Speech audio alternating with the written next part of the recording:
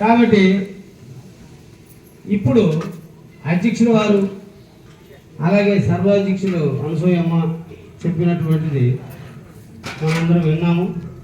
జబాద్ సీతారామ స్వామి కూడా చెప్పినటువంటిది విన్నాం. అయితే సీతారామ స్వామి ఏమన్నాడంటే, సాధన సంపత్తి గల సాధకునకు నరుడు ఘోర సంసారమును బాధపడలేక తన పుణ్యోదయమున గురునిగాంచి నిరతర భక్తి శరణది మరి యుక్తి బాధ జయము పుణ్య పురుష మా బోట్లకు సాధింపదగు ముఖ్య సాధన పెట్టి. అంటే అతను ఏమైంది అడిగాడు అనేటటువంటి విషయాన్ని మనకి అధ్యక్షులు ఫస్ట్ చెప్పారు. ఎందుకు అంటే మనకు ఒక ఇది ఉన్నది ఏమంటే, కన్ను తాను ఎరుగని మాయలేరా సర్వము దమ్మని కనుగొనలేరంట. అంటే తన్ను తాను ఎరిగినటువంటి వాడే సాధన సంపత్తి గారు సాధన. తన్ను తాను ఎరిగినటువంటి వాడు సాధన సంపత్తి గల సాధకుడు కాడు. ఇది మనం చక్కగా గ్రహించాలి. అయితే సాధన సంపత్తి గల సాధకుడు అనేటటువంటి వారు ఎవరంటే, అలచతులు కాదు మహావాక్యములందు నేనే బ్రహ్మము బ్రహ్మ నేనే అను, నీవే బ్రహ్మము బ్రహ్మ నీవే. ఉపనిషత్ భాష్యములు ఊహించి వెతికినా నీవే బ్రహ్మము బ్రహ్మ నీవే. మంత్రశాస్త్రములలో మర్మంబు తెలిసిన నీవే బ్రహ్మము బ్రహ్మ నీవే అను. యోగ శాస్త్రంలో యుక్తి సాధించిన నీవే బ్రహ్మము బ్రహ్మ నీవే అను. అంటే సాధకుడు అంటే ఎవరు? సాధించిన.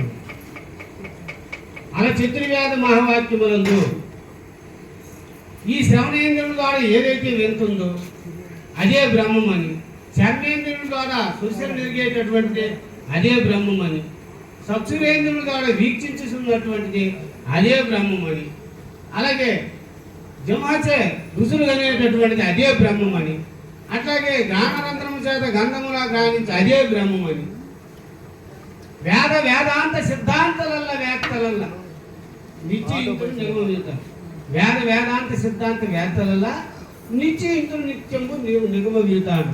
అంటే ఈ వేదాంతరాలు దేని గురించి చెప్తున్నారు అంటే, ఈ ఋగ్వేదంలో ఏ జ్ఞానమే జరుగుతుందో ఆ జ్ఞానమే ప్రజ్ఞానము, ఆ ప్రజ్ఞానమే బ్రహ్మము, ఈ ప్రజ్ఞానంకు లక్ష్యార్థమే ఆ బ్రహ్మము. కాబట్టి అదే నీవై ఉన్నావు నాయన అది అనుభవాలు. అది ఏమంటాడు? అదే సాధన సంపత్తి గల సాధకుడు.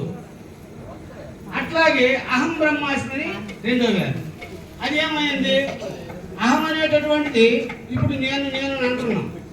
కానీ ఇక్కడ మరొక విధం ఉంది. ఏమిటంటే, స్వప్నావస్థలో తనకు తానికి అక్కడ ఒక ప్రపంచాన్ని పుట్టించుకుంటాం. అక్కడ నా కళ్ళలో నువ్వు లేవు, నీ కళ్ళలో నేను లేను.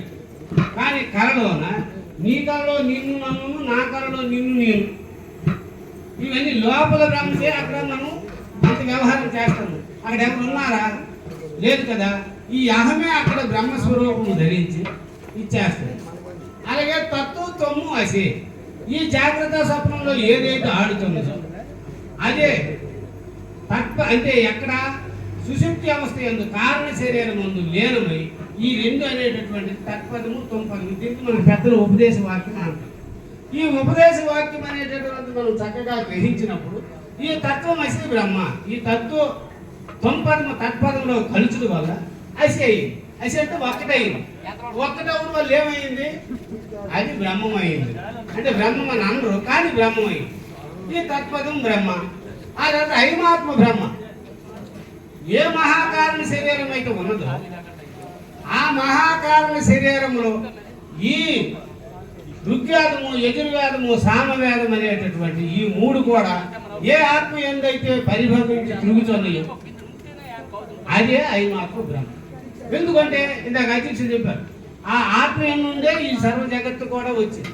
ఈ జగత్తు వల్ల ఈ దేహం వచ్చింది. ఈ దేహం నుండే ఇంద్రియాలన్నీ వచ్చి మొత్తం అంతా ఉన్నది. కాబట్టి ఈ ఏ ఐమాత్మ యొక్క ఉన్నదో ఆ ఆత్మ ఉండే సర్వ సృష్టి కూడా అంతా కూడా ఈ మూడు వేదాలు కూడా అంతా కూడా పరిభ్రమించుతుంది. అది ఇక్కడ ఇంకా లోతైన విషయం ఏమిటంటే, ఈ 4 వేదములకు అతీతమైనటువంటిది వేదాంతం. ఆ వేదాంతం అంటే అర్థం ఏమిటి అంటే అదే నీ స్వరూపము. దానికే మనకి ఇక్కడ పెద్దలు చెప్పుకుంటారు ఏమని అంటే వేదాంత అతీతం వైజ్ఞానిక మహాసభ అంటారు. అది వేదము కాదు, వేదాంతము కాదు, అతీతమైనటువంటి వైజ్ఞానిక మహాసభ. కాబట్టి వేదాంతమన్నా కూడా ఎరికే. చాలా మంది కూడా ఈ వేదాంతాన్ని పరిపూర్ణం అంటారు. ఎందుకంటే వేదాంతమైన భైరుని వేదము ఒక ఎరుకు చేత వేదము గరినను వేదము తొలుగును అప్పుడే అంటాడు. అంటే ఎరుకైతే తొలగిపోతుంది, దాని మూల ముందు పోతుంది కదా. ఇప్పుడు చెట్టు నరికేసాను మనం, కానీ దాని మొదలు ఉంటుంది కదా. ఒక్క మొక్కను నరికితే చుట్టూ మొత్తం 10 మొక్కలు పుట్టిపోతాయి. అట్లాగే ఈ వేదాంతమైనటువంటిది ఎవరైతే ఎరికి పెరిగి చేస్తారో దాన్ని ఎందుకుంటే కృష్ణదేవులు కూడా 161 ఖండాత్మలు అంటారు. ఎరుగును అనేటిది ఎరికే, ఎరుగును తనల పౌరులు ఎరిగినది ఎరికే, ఎరుగునని తన్నుగా నెరుగుతుండేది ఎరికే నిరుపమూర్తి నీ వెరుగు మీద నిగమ ప్రసిద్ధి. గురుమంత్రం అనేది వృద్ధలతో ఎరుక కూకుడు వేరు ఎరిగి తగ్గించి చాలంట. అంటే ఆ ఎరుక కూకుడు వేరు ఏదైతే ఉన్నదో అదే బ్రహ్మము, అదే నీ స్వరూపం. ఇక్కడ ఉపనిషత్తులు అనేటటువంటి వేదాలకు శిరస్సు. ఈ వేదాల శిరస్సు అనేటటువంటిది అంత కూడా పరిశీలన చేస్తే అది కూడా బ్రహ్మాన్ని గురిండే బోధించింది కానీ పరిపూర్ణానికి కాదు. మనకు స్పష్టంగా చెప్తున్న మన పెద్దలు చెప్పినటువంటి మనం గురువు గారు విన్నటువంటి నీ అనుభవం కూడా నువ్వు పరిశీలన చేసినట్లయితే అది కూడా నీ స్వరూపమేనాయన, అది పరిపూర్ణం కాదురా అని చెప్తున్నాను. కాబట్టి ఇట్లాంటి ఉపనిషత్ భాషను ఊహించగలిగిన.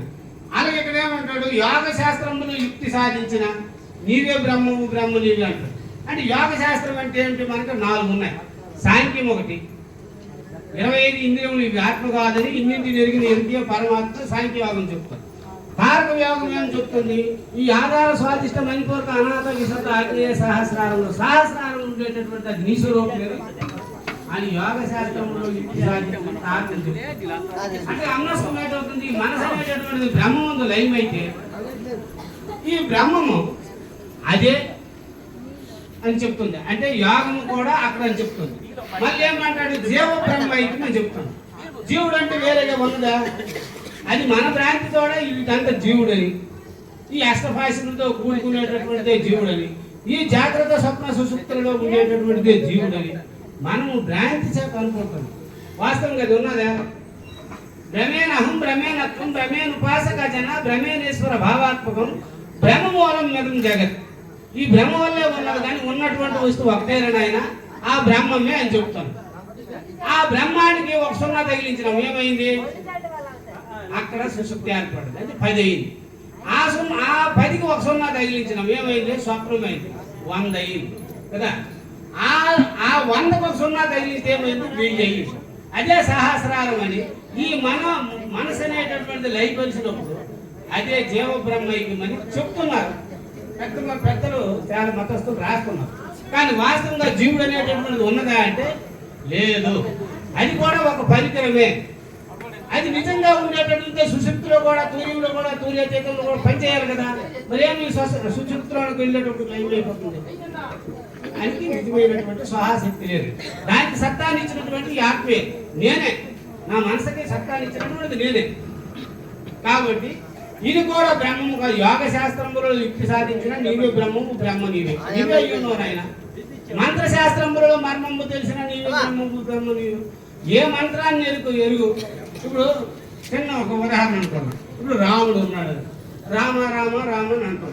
మరి అక్కడ మంత్రం ఏం చెప్తుంది? శ్రీరామ రామ రమేతి. ఏదైతే మనలో ఉండి రమించుతున్నదో అదే రామతత్వము. అందుకే రామాయణ శివశివయని ఏ మారును నాట కొనిగి ఏమి ఘటించరు ఆత్మరాముని కనుకొనక రాజు ముక్తి తలం పని మనకి రుక్మిణీ సంవాదం కదా. అదందరూ మనం తెలుసుకునేటటువంటి కదా. కాబట్టి ఆ ఆత్మరాముడు అనేటటువంటి మనం తెలుసుకున్నా అది రాముడు కాదునైనా నీవే రాముడు అయి ఉన్నావు అనేటటువంటి ఈ మంత్రశాస్త్రాలు తెలుపుతుంది.